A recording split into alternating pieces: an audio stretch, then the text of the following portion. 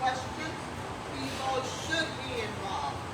Not that it happens often, but I have a group here that is always ready to learn and ready to hear new people and people that they know already very well, but they still have new issues that they want to find out how they fit. I just want to mention the people that have filed to run, because some people ask me, why don't you bring this one, why don't you bring that one? We send email. It's up to the candidate if they want to come or they don't want to come. And some of them don't want to come. So, for mayor, we have Victor Rosario that we have sent email. We have, I think, maybe called him, but he has never responded. We have Kristen Rosen-Gonzalez that is here today. She is the one that's for today. For group one, we have Daniel Geraldo, we have Brian Ehrlich, Ala Eva Franco, Matthew Buntano, Omar Jimenez, Monroe Mann, Monica Mateo Salinas, and Monique Pardo.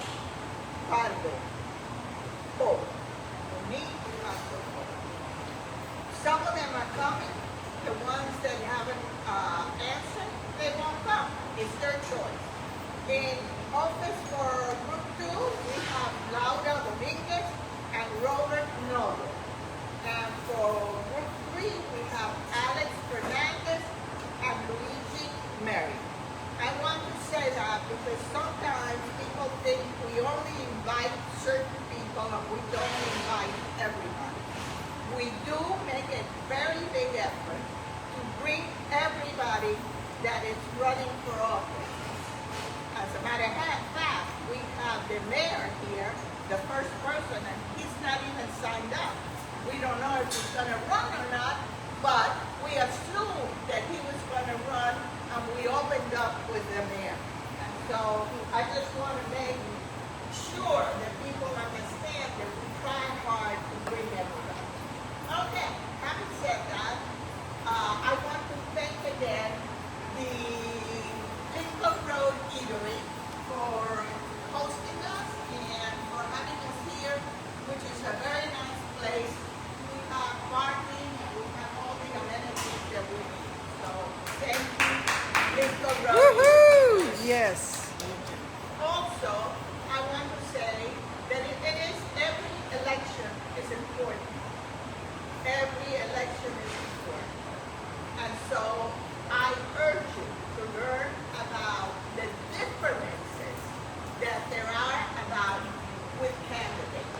Some candidates believe in this, sometimes others believe in that, and whatever it is, you should look and find out what represents you best. Who listens to you best? Who can do everything? You cannot judge a candidate by one issue. That's not a good sign, because they might be good in the issue, in one issue, and they're very bad in other issues. So you have to see the candidate as a whole person representing a multitude of people in Miami with different backgrounds, different social, economic, and different ethnicity. And they all have differences. And so just open your mind to learn to do the best for the city we live in, because that's what we're all looking for. A way to live within our neighborhood and that they represent everybody. So having said that long speech, because I was trying to get everybody to get their coffee and start, I'm going to introduce today a candidate for mayor, Kristen Rosen-Gonzalez. Hold me down. And she was here once already, and she thinks enough of trying to get everybody to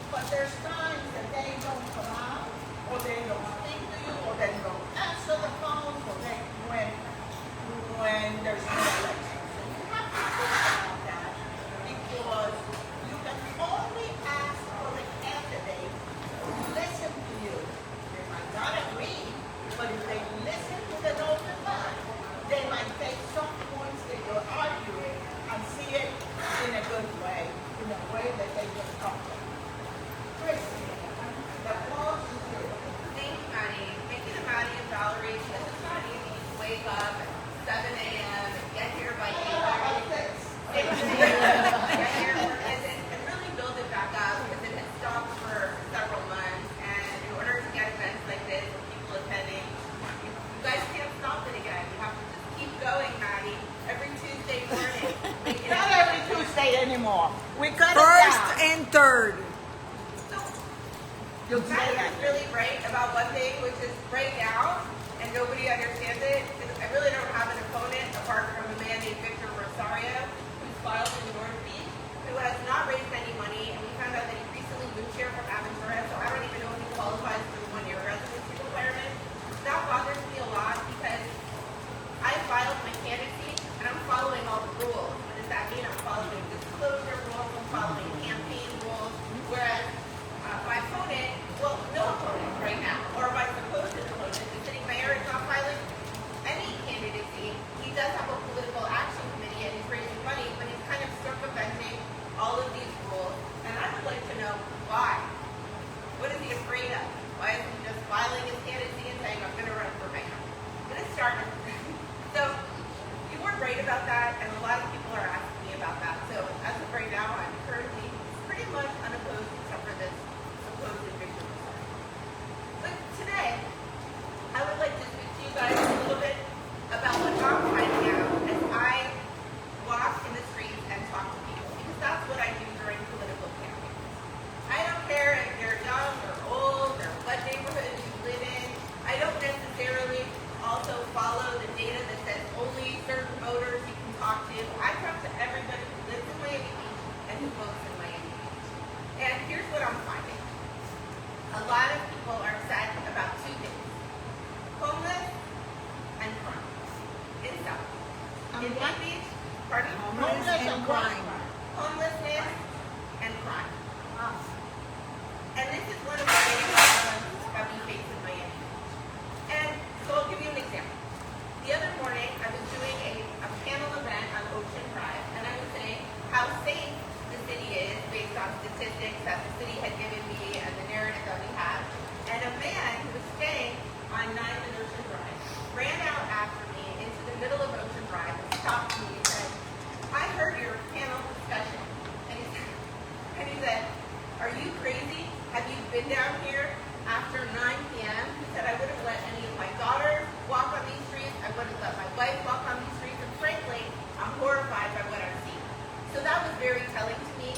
And I do have to start walking the streets if I can stay awake long enough late night to see what's really happening on Ocean Drive, because it's a big problem. Then I was at Whole Foods the other day, and a woman stopped me, and she feeds all the cats from 14th to 27th Street. And she said to me, the criminal activity on Miami Beach is terrible. I'm feeding the cats every day on the beach walk. The beach walk is dangerous. I don't see any security guards, and I can pinpoint exactly who the criminals are. And she said something has to happen because I call the police continually, and they don't take me seriously. There's a third woman who sends us pictures every single morning of homeless people sleeping on the beach walk, city walk. So, given all of, and people are upset in areas where you do have homeless, you have tourists who are getting their luggage stolen. On 6th Street, I've noticed a lot of people's bikes are being stolen when they go into Publix. So it causes a problem. So I decided to do a deep dive into our crime statistics recently. And it wasn't so easy to get our crime statistics because I don't think we want people to know exactly which direction we're going in overall. So while some non-violent crimes are down, what we did find is that violent crimes are up. At a time when crime is down significantly, in City of Miami, violent crime is down by 20%. In Miami-Dade County, I believe violent crime is down by 17%. Aggravated assaults in Miami Beach are up by 9.7%. So we have a difference in the trend. Our aggravated assaults are up. And by the way, last year, for the entire year, we had 50 rapes on Miami Beach. This year, just in the first 6 months alone, we had 50 rapes. So you can imagine that by the end of this year, we might have even doubled in the amount of rapes year over year. So what do? We have spent a lot of money on our police force. A lot of these crimes, nearly 50% of these crimes, are being committed by our homeless population. We get data every single week, and this past week, 46% of our arrests for all sorts of crimes were committed by the homeless. Now, we have a revolving door with the homeless. we arrest the homeless based on our municipal prosecutions. And my supposed opponent, the mayor, would tell you that we went from an 8% conviction rate to a 90% rate. And everywhere in the city, he gives that statistic. But when I started to speak to the people from the crime and prevention Facebook post page, and they follow all of these, they said that this prosecution rate is not realistic because they're all plea deals. So we have a revolving door. We arrest the homeless based on our municipal laws. They go to court. We get a supposed conviction, which is a plea, and then they come back out to Miami Beach. So we're spending millions of dollars in municipal prosecution. The county is spending millions of dollars in jailing and processing these homeless, and our police resources are focused on these homeless. When I was looking at some of the rates, and Valerie, I know that you understand this data because you work with the homeless on a daily basis. I found that on any given night, we have between 23 and only 28 homeless beds available. But the homeless refuse these shelter beds.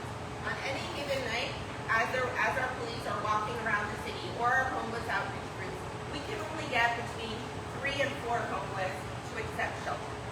Sometimes we can get them to get a bus ticket to go reunite with their families, but the truth of the matter is, we're not even arresting them. They're just there, and the ones that we are arresting are just coming right back out on the street, and it's costing us a lot of money.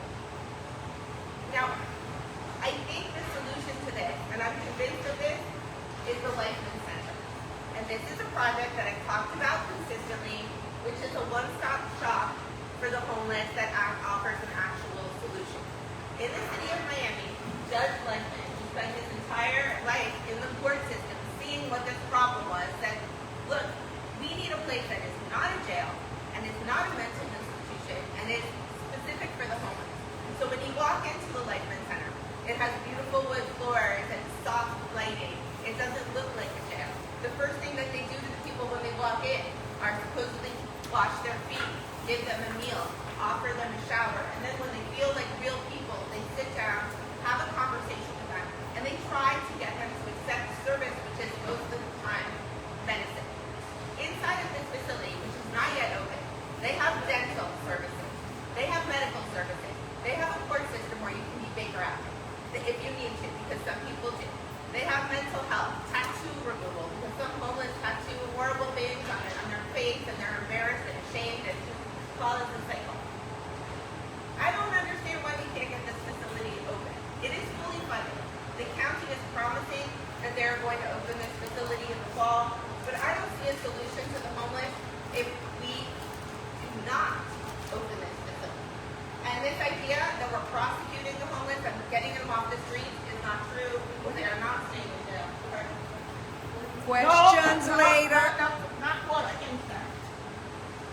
So all of this is interrelated because the homeless who are committing the crimes, the petty thefts, the robberies, the aggravated assaults, are also affecting tourism because people come here, they get their luggage or their suitcases ripped off, they leave here and with a bad thought of Miami Beach or a bad review. So if we want to be popular in tourism, we really have to focus on solving this problem. Now we do have many outreach groups, and Valerie, for example, I went to the Homeless Resource Fair the other day, and we had every organization that you could possibly imagine offering services to the homeless, but what we didn't have in that hub was homeless, and that's very hard. So Valerie had a very good idea. She said you need to bring these services directly to the court system so that when they're processing the homeless and they walk out of the courts like they do in the city of Fort Lauderdale, they have all these services out there. So that's one thing that we can do. The second thing is probably stop spending so much money on the municipal prosecutions, which don't lead to any place. It's just a revolving door in the first place.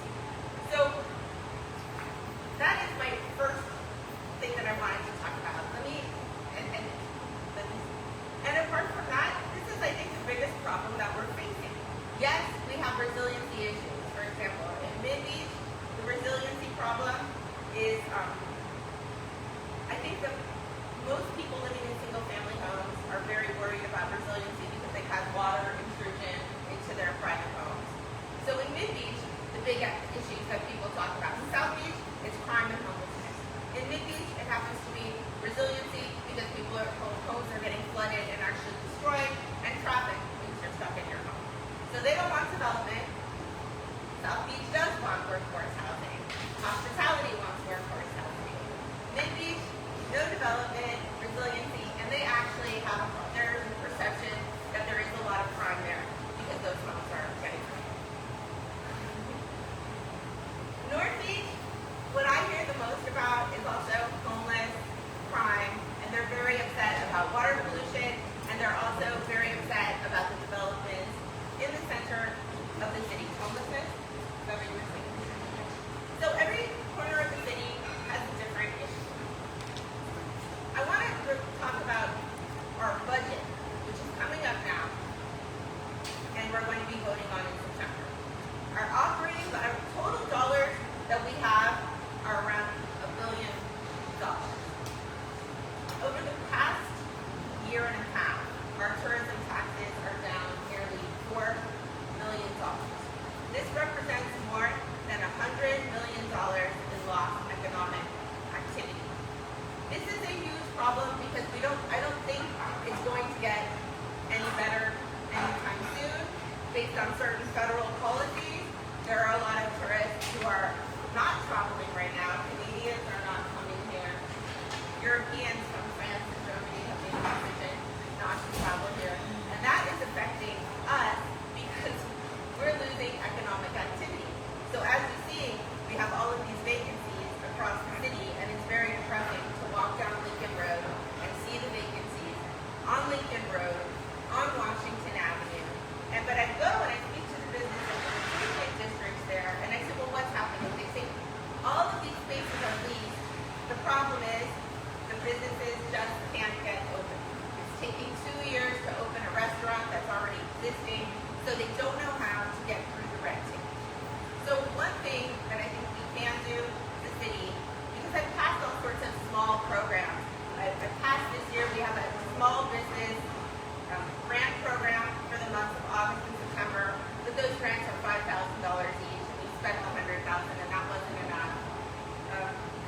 We're painting buildings with Barbara Ulanigi to create kind of a buzz around South Beach so people start to talk about Art Deco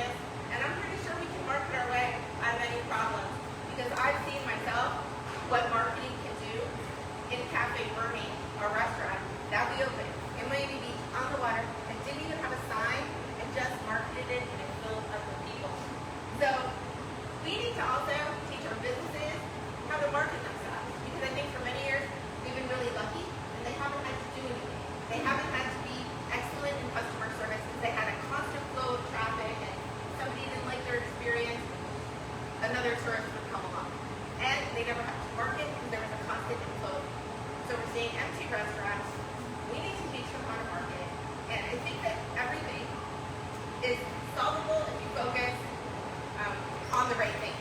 And I think we have not had our focus in the right place, which is tackling this homeless issue.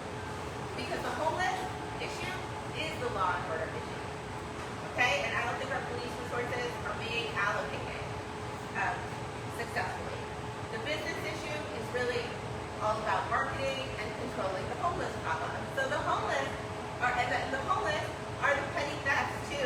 Many of the break-ins in the cars, the stealing of the Amazon packages, the aggravated, even the violent crimes, the aggravated assaults are coming from the homeless population. So if we don't prioritize the homeless situation, we are going to have a problem because it is getting worse. I will end on a positive note. The Bikini Hostel homeless shelter is finally devoid of homeless. We have relocated every single homeless person in the Bikini Hostel. So that problem is great. The bad part about that is that 150 people have now been introduced to Miami Beach, and if they don't like where they're relocated, they're coming back because they get fed by the hotels. If we need, and you don't want to tell the hotels to feed somebody. That sounds terrible. But you get fed by the hotels. There's showers on the beach. There's a wonderful place to sleep. Heck, if I was homeless, I'd want to be on Miami Beach. It was very smart homeless population. And now we've introduced hundreds more people with this bikini hostel problem. So even though it's shed, I don't think it's over. And we have to really figure out what is the humane solution apart from criminalizing homeless and how we're going to deal with the problem.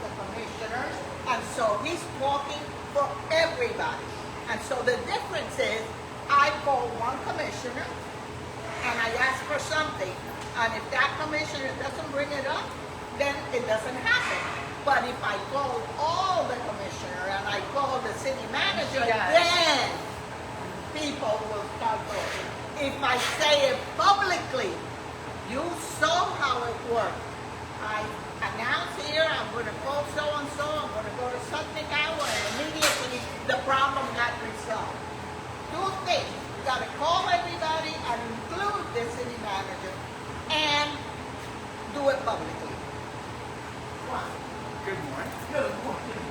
I just love how much time we spent on the homeless today, Commissioner. And She was here before. who? This is something fun. I had to I switch it love on. hearing it because people need to understand the problem and also what a business homelessness is. And everything you mentioned, especially, I'm so glad you're discussing Judge Lightman because that's someone we work with at the state to create the solution, and the solution does exist. Why isn't it open? Because it's state law, and you have a local ordinance that conflicts with that, that prioritizes private contracts on the business of homelessness over the actual solutions and $50 million of state allocated funding that is already in place, so you don't have to keep taking from our local dollars and investing in that. Question. And now, the question is, will you bring this discussion on the dais? Because I've done what Maddie said. I called all your commissioners and your mayor and your city manager. But when I bring up something that affects the contracts that are consultant backed, everybody gets scared because you all need to fundraise and try to get reelected. I've given you the answers, and let me put it this way. Judge Leifman, his life work, this is a college graduate and a judge, life's work was to resolve the homeless issue. You're not going to tell me that some high school dropout solved it overnight, right? We got the answers That's at the why state. I don't Will you bring understand. the discussion to the dais? Well, if both ordinances days. are about arresting the homeless They're and not. criminalizing They're the not. homeless, Only Miami Beach criminalizes homelessness.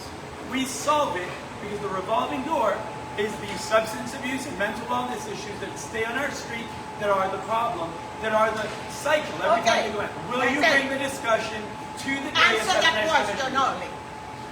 I have no problem discussing the differences in the two laws because we can enforce either law. We have state laws and we have municipal laws, and really state laws trump municipal laws to begin with. So if our police department or our homeless outreach chose to follow the state laws, they absolutely could, and I have to ask why.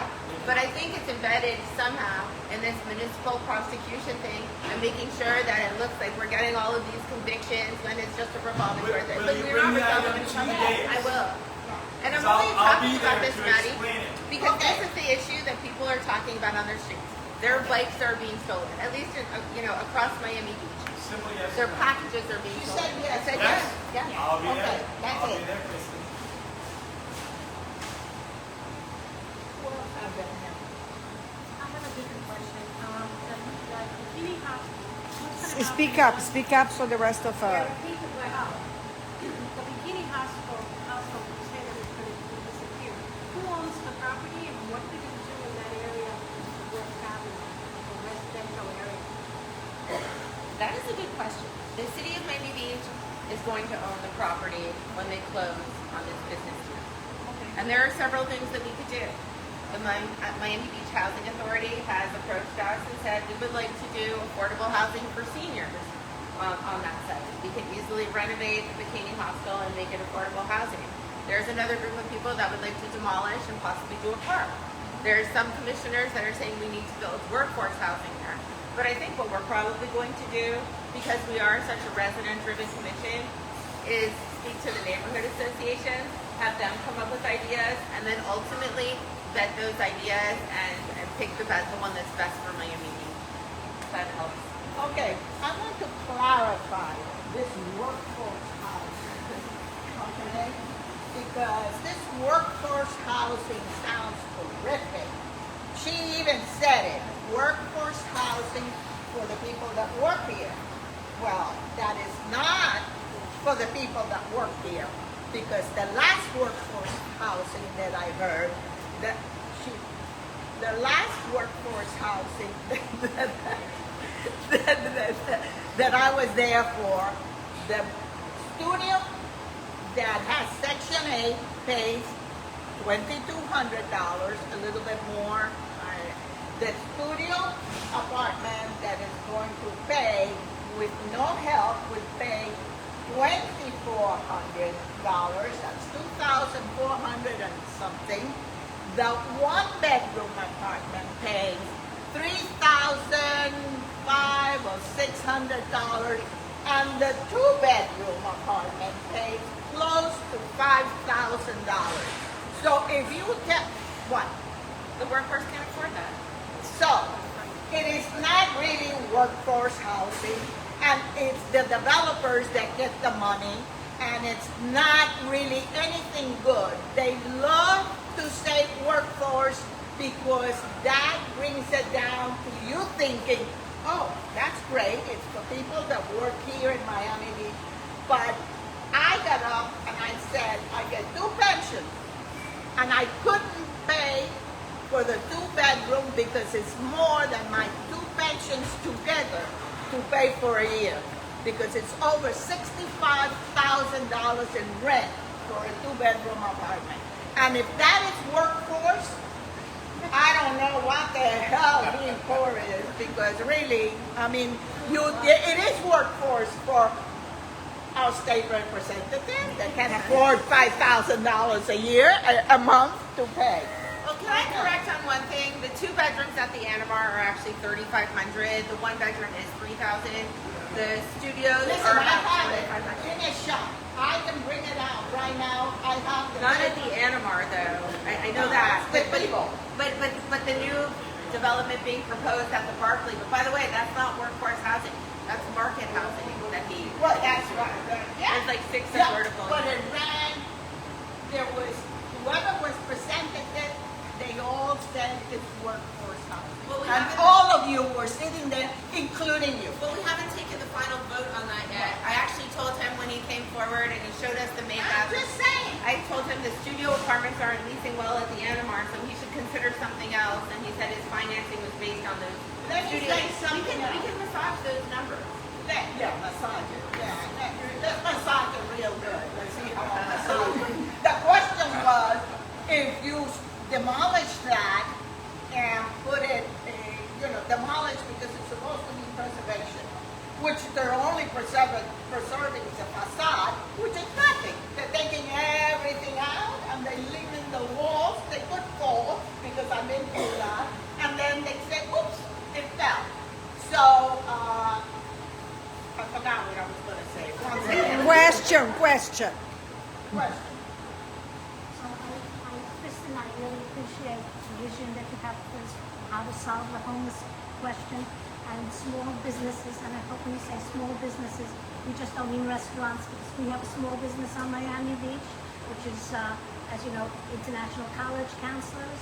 And we also would appreciate marketing for us as well. We've just won 2 big awards for the whole United States, and that would be nice to be marketed. I'm sure that if we did a spotlight on your business, you would definitely generate more business. Absolutely. We need to kind of have a channel and use our television channel to also highlight our local businesses. And I think we could do this better. I think marketing is easy, and we just don't do it. But that's not my question. My question has to do with your vision for education. No, for education. So my question is, you've given a vision in many areas, but I'd like your vision for education. Did you have to be a before? Really? We've expanded over the past 4 years. We expanded our Committee on Quality Education. For those of you who don't know, Miami Beach spends more than $4 million, I believe, at this point, per year on education initiatives to supplement what the school Which board. the Dade County Public Schools should be paying. And I am Really? very upset about They that. should. But their problem is almost 90% of their budget is going into their operating expenses and Their salaries. problem is that the PTA They're don't gonna be go audited there. by the The state. problem is that the PTA, it's easier to come to you and ask for the money because you know they vote for you, and they don't go down there because they have to get a passport to go over the bridge. So, it's much easier to do it that way. You can't fool me because I've been involved in even though no longer I am involved in education, because I did my share. I'm not like Beverly, that is staunch and good at it. I know the game, and the game is wrong. We should not give double dipping from the school system because we are a donor city. We donate more money than they spend ever here. And then on top of that, we pay our tax dollars and give it to them. When they can't get a nurse in every school, when they can't provide test prep or mental health services, when the goalpost at Beach High is broken for decades on end and we can't fix it, and we need a shade structure at the football field, we do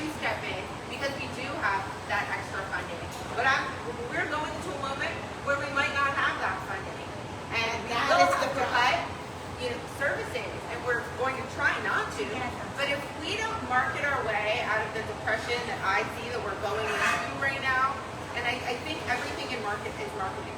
I think we could market that convention center to be open and programmed almost every single day of the year with the right marketing and the right discounts. And this is these are another questions issue that we that the don't have. city manager should be addressing, not each commissioner on its own. I agree with you. I agree I with mean, you. you know, Well, but know, do you let him address it? Not you alone. I That's think- the whole commission, because we discussed this, I discussed this since I left the commission and the mayors. And it's because they want the power to say, I did that. And so it's chaotic. There's a When lot of 7 ego. people There's a lot are of ego. negotiating on the dais with, let's say, people. This one says this, the other one says that. You can never negotiate because you don't get into a teamwork. And this is what you should do. Every single meeting, there are so many ordinances which add to our code, which complicate things more, add another layer onto opening your business, add another layer onto being a landlord. And I never pass those types of ordinances because I see all the red tape that we are bound up in. And to untangle us is going to be very, very difficult. And a lot of times these ordinances are passed just so somebody can say, I did something. Exactly. And that's very frustrating. But I think that leadership comes from the top. Number one, having a conversation and saying, remember everyone, we are a strong manager form of government. We're not strong mayor form of government, even though right now you would think that we're a strong mayor form of government. And I think once we allow our administration to work instead of constantly politicizing every single issue, which is what's happening, and that is a conversation that the mayor has to have with his team. And the team has to be okay with going in that direction. And if the mayor empowers every other commissioner and gives them credit where credit is due, highlights them, they're going to feel good about themselves, and they're not going to have to feel like they do right now, like I have to pass this or I need credit for this. And that's what's happening. Because right now, we have a mayor that's saying me, and I want to be the mayor that says we. We as a team, and highlight people. Yes, good morning, Kristen.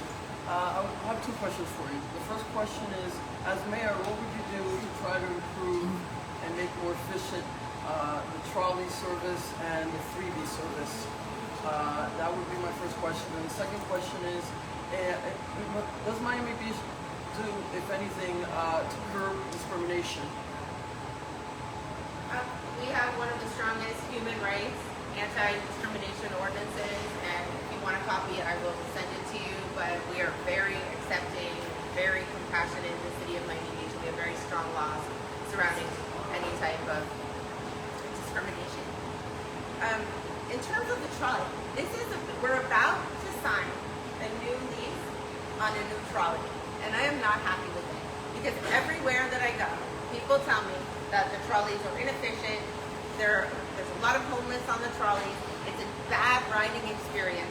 And last night, I was talking to the man from Freebie, and he was telling me how some communities are giving up these trolleys, which were pushed by one lobbyist, and they're embracing the Freebie on a large scale. Because Freebie does serious, they do serious training with their employees. They are efficient. They have a list of these really cool looking electric vehicles that kind of look like Volkswagen buses. Actually, Jackie, put a legislative poll for this because I'm going to put it on the agenda. And when we go for the new lease for these trolleys, I'm going to say I would like to hear a presentation from Freebie before the city gets caught up in another 10 to 15 year lease with tens of millions of dollars being spent on a service that we are not running efficiently.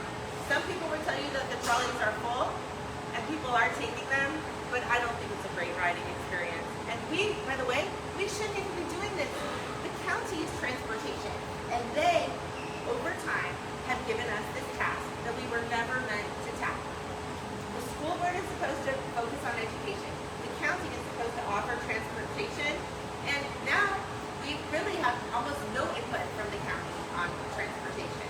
They make a contribution to us, and that's it. And then not even a big contribution. We're Hold funded. on, because you had another question? Well, no. The other question, the reason why I brought up discrimination was because I happened to be at a bus stop near where I live, on 74th and Harding, and there was a gentleman there sitting on the bus stop, and he was saying very offensive things towards the Cubans population here in Miami Beach, and it was very upsetting to me to hear that from him. But then I wasn't surprised because I imagine there might be people that think just like him, and my parents being Cuban, because I was born here, my brother was as well, and we both are very happy to have been born here. But we are very proud of our Cuban parents, and I am very thankful to them because they gave us their language and their culture, and that's why I'm bilingual, and that's why my brother's bilingual, and we both know Spanish and English because of our parents. So it was very offensive to me hearing that gentleman saying all those negative things about Cubans. There's very little anybody could do about individual racism. Now, a better question would be, have you done the ethnicity on the boards of the city to see how diverse the city is? Look at her face. There is an ordinance that once a year you're supposed to get those numbers. We were underrepresented in women because they always count. Remember, you got 3 appointments, I think, for the status of women, and they're all women.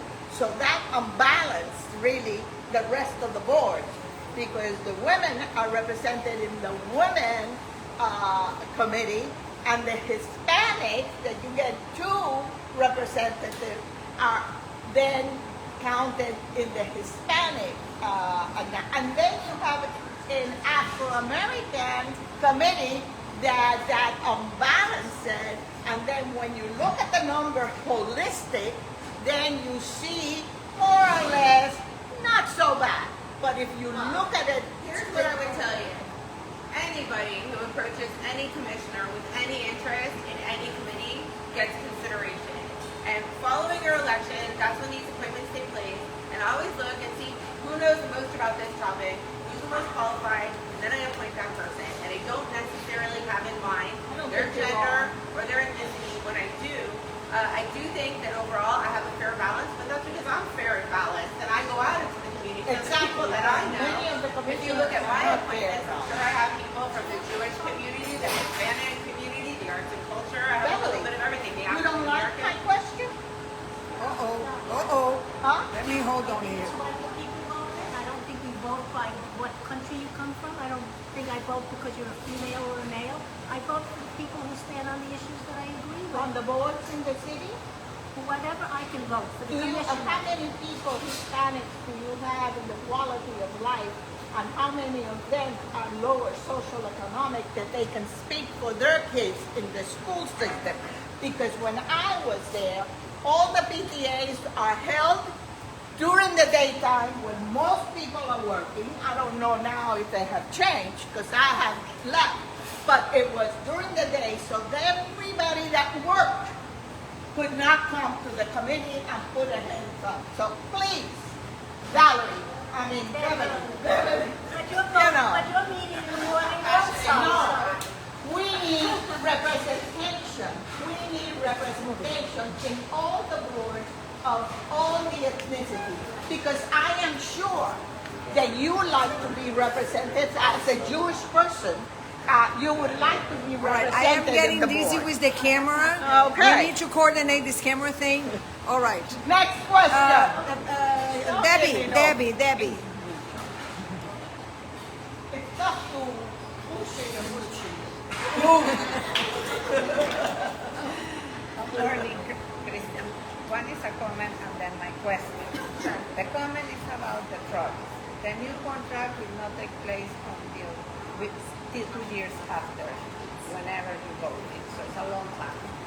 And the trolleys, what they need right now is maintenance, cleanliness, AC that is working. They need to arrive on time is what they need to, and they're not. That's the problem. That is true. But freebies will not have the capacity, will be a complement to the trolleys, but cannot substitute trolleys. trolleys because you have about 4 million rides per year in the trolleys. Well, I'm talking about a transformative freebie service with freebie as the operator, and then you're going to have to make a presentation. But I know that several cities in the state of Florida are now using freebie for all of their transportation needs, and I want to talk to those cities and find out why they switched and how freebie is doing and what the people there are saying, because I stand there on 6th Street and I watch the freebie servicing all of the seniors, mostly, that do their shopping there, and it works like clockwork. A freebie arrives, people get off, and it's a pleasant experience. I would like vehicles that are comfortable. I wouldn't care if there was some open air component to some of them because we are in a tropical South Florida. I think it has to be pastel colors that are vibrant and represent Miami Beach. And the freebie man yesterday was telling me about this idea. They have electric vehicles that look like old VW buses, but they actually accommodate, any disabilities. And I wouldn't be opposed to doing something completely different.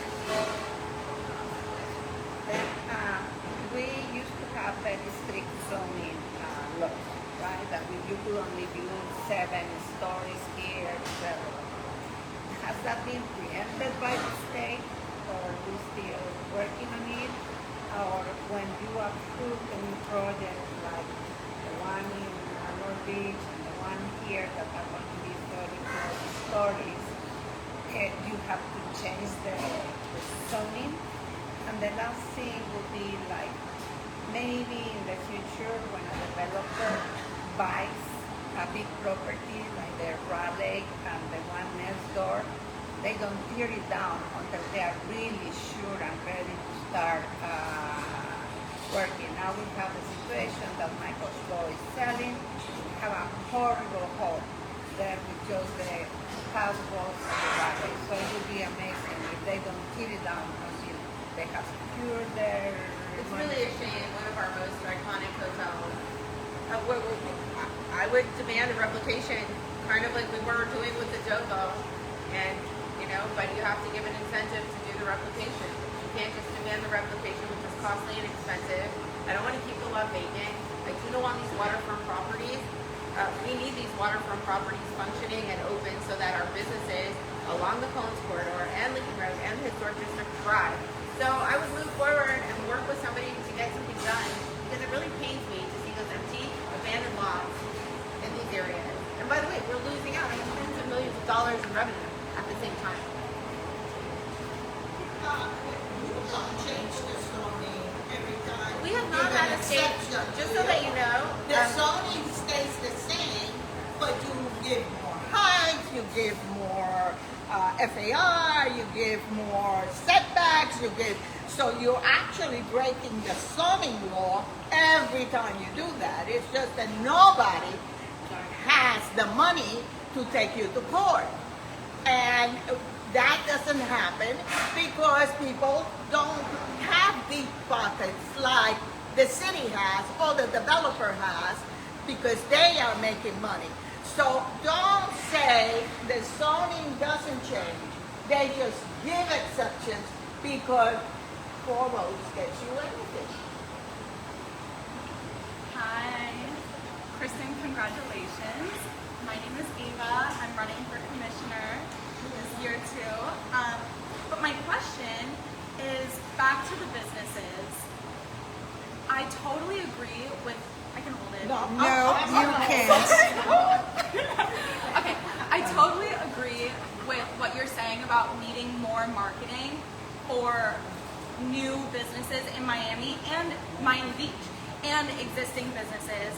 And I'm curious if you've ever considered maybe collaborating with existing publications like Ocean Drive Magazine and other stuff like that already have large followings that they benefit from Miami Beach doing well. So why not do a 1-page ad, but it's free because it's Miami Beach and you're supporting Miami Beach every month, that shows these are the new businesses in town, details about the happy hours, details about something like your business. I don't know, just encouraging the businesses to support each other and capitalize or benefit off of their existing audiences rather than creating your own audience from Right. scratch. Right. These are the kind of ideas that need to be coming out of our economic development team. Because that $1,000 ad in Ocean Drive magazine, that might have a significant impact. So yeah, it's a great idea. And that's why I think we need to build a really strong economic development team and allocate resources there, allocate more resources to marketing. And our communications team needs probably more resources too to get done exactly what we need to get done. For example, we did this Savor Miami Beach in July, and I think lessons learned were that we put this out, it was a little bit late in the game, even though I had proposed it a month and a half before.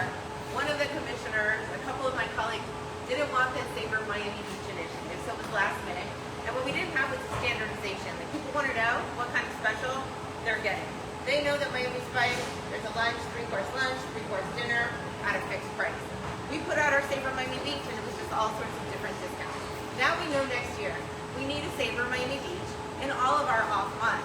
And I envisioned it as like a citywide happy hour where every place would offer 3 drink specials, 3 food specials, standardization, and people who come here with the discounted parking knew where they could go. And I think that moving forward, we learned some lessons. Yeah, mocha. Yeah. $5. Mocha. Yeah. I was there the other day. I saw their happy hour. I said, I can't believe these prices, and they are empty. Mocha. South of Fed. 100 ocean. All colors. 100 colors. We're gonna go. Well, after she posted, we're not going to be able to go anymore. There's going to be such a long line outside. I know. But people really want to hear about these things. Okay, our real estate tax revenue. Miami Beach has had hundreds and hundreds of new condos come online with 5 Park, with 72 Park. What is the thoughts, or what are the thoughts of our political leaders with that new incoming revenue? Is it used as like, oh, we can now afford this, or is it going to be used to help cut back and support the lost dollars that we have? That is great. 5 Park alone brought on $1 billion in valuation this year, which actually filled a gap in our budget of $8 million. So that was really impressive to see $1 billion create, one building, create $1 billion in valuation. This goes back to the city manager. We have a lot of positions at the top, and yet we really don't have a lot of boots on the ground in sanitation and these other departments. And I think that our city manager, and he knows this now because we've had the conversation and we said to him, hey, if you have vacant positions in director or administrative positions, we don't want you to really fill those positions. We would like more boots on the ground. So we have told him, he said that he's working on it. And while we're not going to go after anybody's job who has a current job right now, as we move forward and people do move around, I think we can restructure. I would like to dedicate more money to our sanitation department because they're the ones cleaning the city. They have horrible equipment. Their headquarters is gross and disgusting and located right off of Lincoln Road where it should not be, inside of a garage with like a cage-like setting, and those employees can't be happy. If they had a proper facility, a clean facility, enough of that, proper equipment, they don't have the gun removers that we're supposed to. They don't have the pressure washing equipment because we've been spending it in other areas. So would your administration look to take all that additional tax revenue, which is significant, and fill in all of our holes as opposed to spending it on new stuff because it's new revenue coming in? I don't want to spend it on more. Our operating budget cannot continue to grow as it currently is, outpacing inflation. Even, people don't realize this. We say, oh, we're not raising taxes this year. But when you have these double-digit appreciation, if we're not lowering taxes when we have the appreciation, then we actually are raising your taxes. So this year you did get a 6% tax increase, even though the administration said your village rate is remaining flat, which is a little bit disingenuous. I think that we can reallocate what we have, and we need to start to allocate those funds to capital projects. Capital projects for $1 billion with gap, $1 billion in unfunded.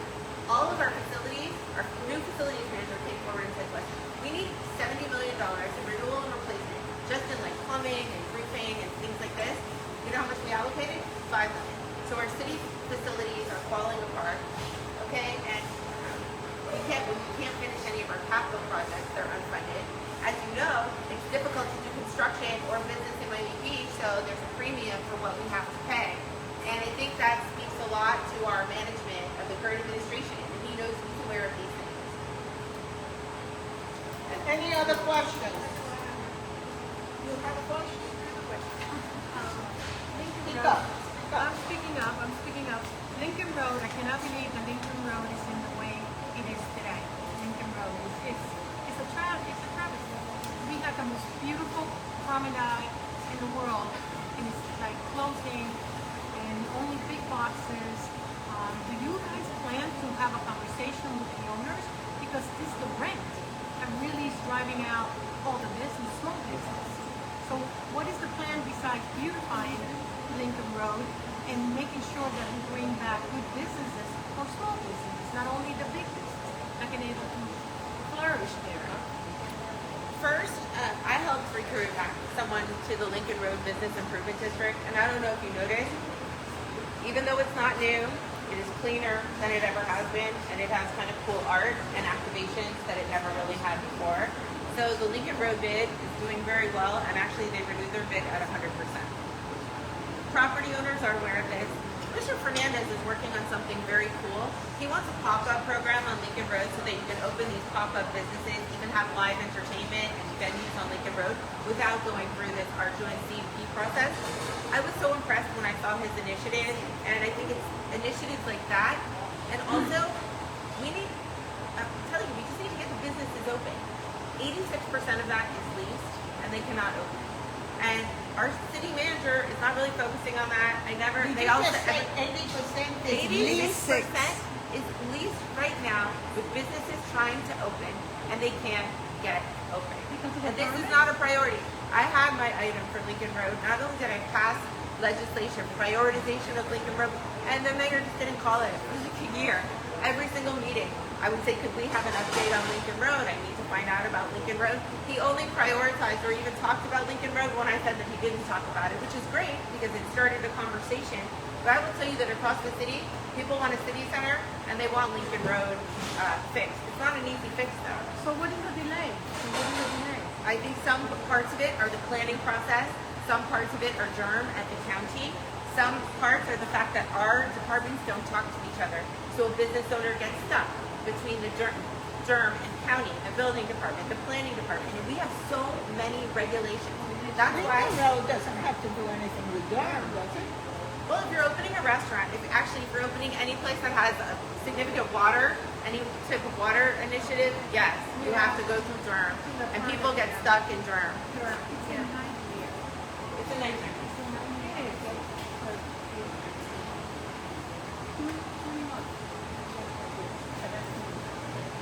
Really? I mean, it's just windows. Because you get feedback. The software's bad. You get feedback and it looks like Chinese and you can't really decipher what it is. We have a new building director and you're supposed to be able to walk these permits through. And if I were a resident of Miami Beach, I would go to the building department and knock on that door and say, look, I can't get my permit. What's going on? I would go in They there. don't open the door, right? No, they are opening it up now, but residents need to go in, they need to complain, they need to write to all of us every single time that That they was can't my get something. question. That's My what. question is, are they working full time and are they all coming into City Hall? Oh, the building department? Every department, every I department. have to check with Eric to see exactly what the schedule is right now, but I know that You there as are a work from commissioner home. should have the answer. I'll find out. I will find out exactly what the schedules are. Find out, because what is happening, I told you about my passport. It's a city facility. It's in the city. I went in. They told me, I can't do this now because we're closing soon. This was 11:30, quarter to 12. And I had 4 people that I have to take care of. So I didn't say anything because it, surprised me, and I wasn't, and so then I asked the guard there, why are they closing? Oh, they closed 2 hours for lunch. The whole office closed 2 hours for lunch. Now, I told the city manager. What did he say? He wouldn't speak. He was shocked. I finally said, did you know this? And he said, no. So I'm wondering, how many other departments, because since COVID, we haven't had a full complement. People work from home, people work from blah, blah, blah. I don't can do, and I don't know who's keeping track. So, Well, we it's gotta- chaotic. After your phone call to the city manager, the entire city got an email from him, and I commend him on this email. Good. And here's what he said. I'm gonna go from department to department and spend working days with you. And I'm gonna find out what's happening in these departments because he's tired of getting the complaints and not necessarily knowing because your directors are gonna tell you that everything's Exactly. okay. So he's going in to do that research. And when I got that email, I was very impressed by it. And I'm looking to see the results and the fruits of that labor. Well, that will show you that if you embrace the city manager work. I truly believe people blame the city manager and it's not his fault. They're The blaming- commissioner do not let him do his job.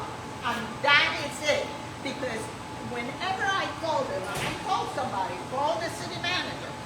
And I say that all the time.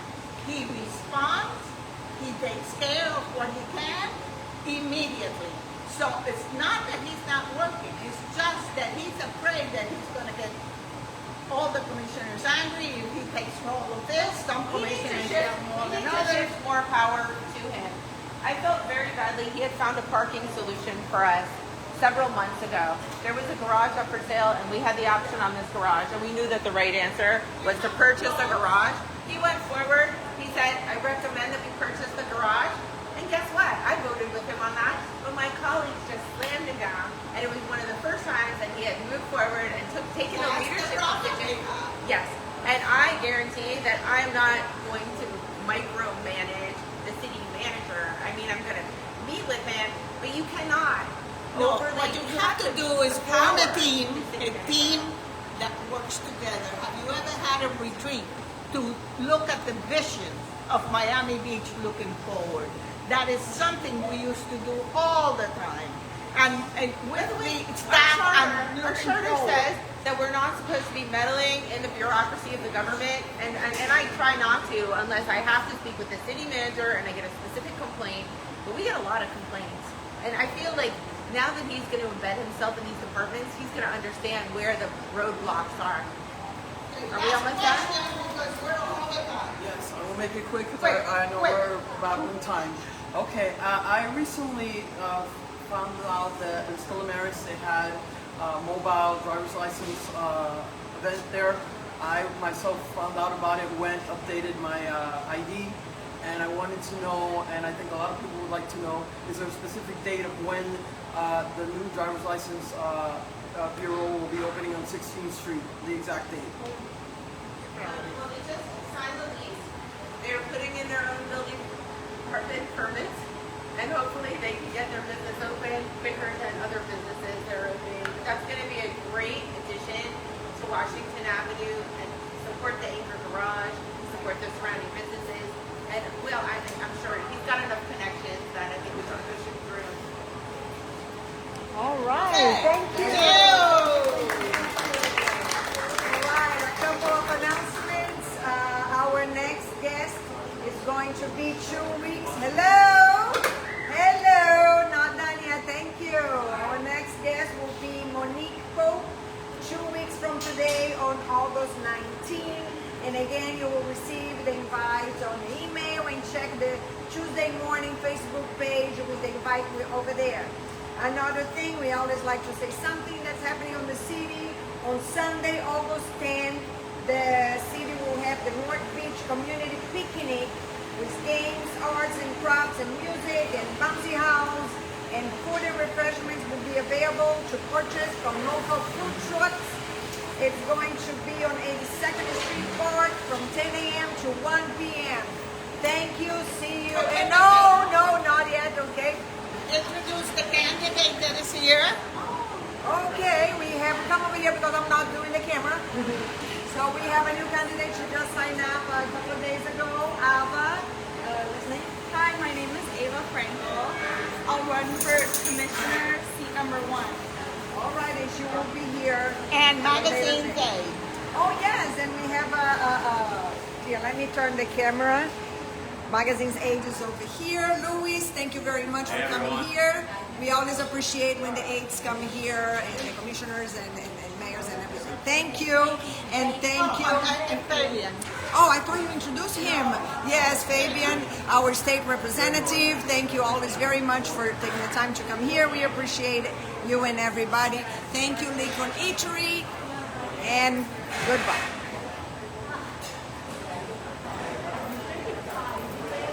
Finish. Oh, okay, wait.